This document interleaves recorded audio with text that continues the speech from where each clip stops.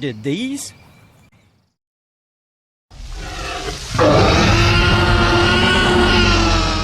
come from these? In other words, are some types of birds descended from the reptiles that we call dinosaurs? That's for the birds. Evolutionists, and even some who claim to be creationists, hold to a belief that some types of birds evolved from reptiles. But birds have many distinct features that are completely different in structure from land-dwelling animals. Consider just the shape of a bird's wing. Wings can only function if they are fully developed. In other words, a bird with half-formed wings can't fly. How could the front arms of a reptile change into perfectly functioning wings? And it's not just the wings that would have to have evolved. For an animal to fly, it would need lighter bones, a different lung system, a different muscular and skeletal system, and a very specialized heart circulatory system. Everything about the reptile would need to be changed before flight could take place. And all of these mechanisms would have to exist at the same time.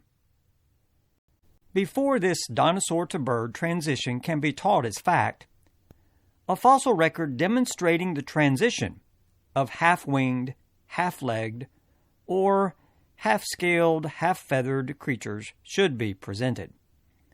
The closest evolutionists have come to explaining the evolution of birds is a fossil called Archaeopteryx. They believe this animal was a reptile in the process of turning into a bird because this fossil has socketed teeth and claws on its wings. Yet, other modern birds exhibit these same features, and Archaeopteryx had fully formed and functional wings, feathers, and a bird-like sternum for wing muscle attachment. Archaeopteryx was fully a bird, and God created birds fully formed on day 5 of creation week, while reptiles were created after the birds on day 6.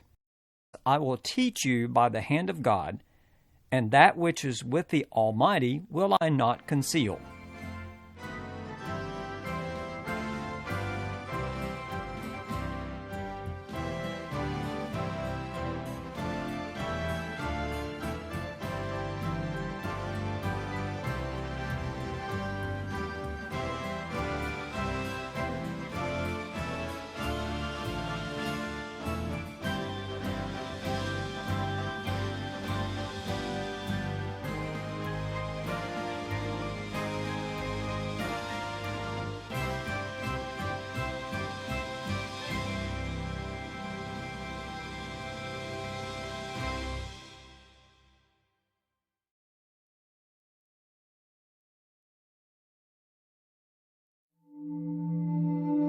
Did dinosaurs turn into birds? Did dinosaurs evolve into birds? That's certainly widely believed today. In fact, most evolutionists now classify the birds under the Dinosauria. So you might say birds aren't extinct, or dinosaurs aren't extinct. They're feeding from our bird feeders even as we speak here. Not all evolutionists are in agreement that dinosaurs evolved into birds. Alan Fiducia, for example, who's a very well-known evolutionist, believes that birds are ultimately related to reptiles, but he's not inclined to believe a lot of the current ideas of dinosaurs evolving into birds.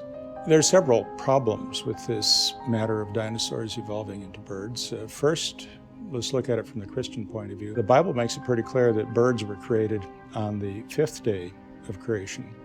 The Bible says straight away God made every winged fowl of the air.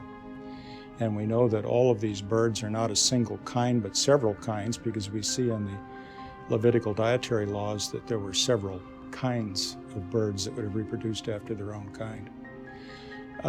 Land-dwelling animals were created on the 6th day. That would include the dinosaurs. The reason it includes the dinosaurs is it may surprise some people, but virtually all dinosaurs are classified as land-dwelling creatures. The flying reptiles, like the pterodactyls, are not considered dinosaurs.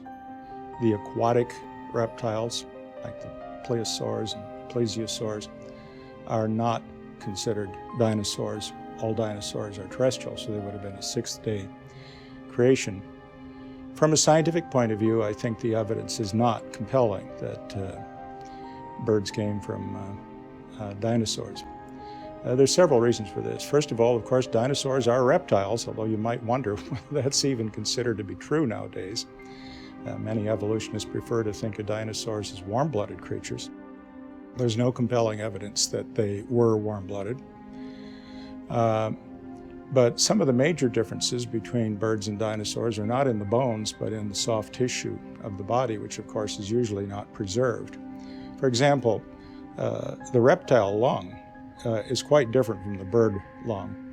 Birds have a lung which, as far as we know, is not found in any other creature. It's a kind of a through-flow ventilation system where the air goes in through the trachea, but then exits from several positions in the lung to go out into air bags that are under the skin and sandwiched between the muscles. We see nothing like this in reptiles. Recently, fossils were found of a dinosaur in which the soft tissue of the lung was reasonably well preserved, not as soft tissue, but of course mineralized. This appeared to be very much like an alligator lung, not like a bird lung. So the respiration is quite different, and to turn a reptile into a bird would require a really radical difference in the whole respiratory system. There are other differences as well. Both dinosaurs and birds, at least most of them, have 3 fingers. That seems to look similar, except that it's been shown that in the case of the dinosaurs, the 3 fingers correspond to finger 1, 2, and 3. That would be the thumb, forefinger, and next finger. In the case of birds, the fingers correspond to fingers 2, 3, and 4. So almost all vertebrates that walk on 4 limbs or fly develop in the embryo with 5 fingers, but here we see the 5 fingers being reduced to 3, and different fingers are used in the dinosaur and the bird, which would suggest they're not related. I think my most compelling evidence that dinosaurs did not evolve into birds is the whole problem of turning a reptile's scale into a feather. These are very different biological structures. Even though both are appendages of the skin and both contain keratins, they are developmentally and every other way very different.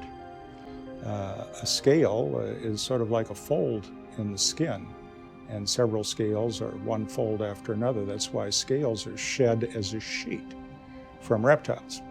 But feathers are shed in matched pairs in the case of birds. Birds do not shed their whole skin the way reptiles do. So that developmentally the structures are different, and of course under the microscope it's hard to imagine something that differs more than the structure of a reptile scale on a feather.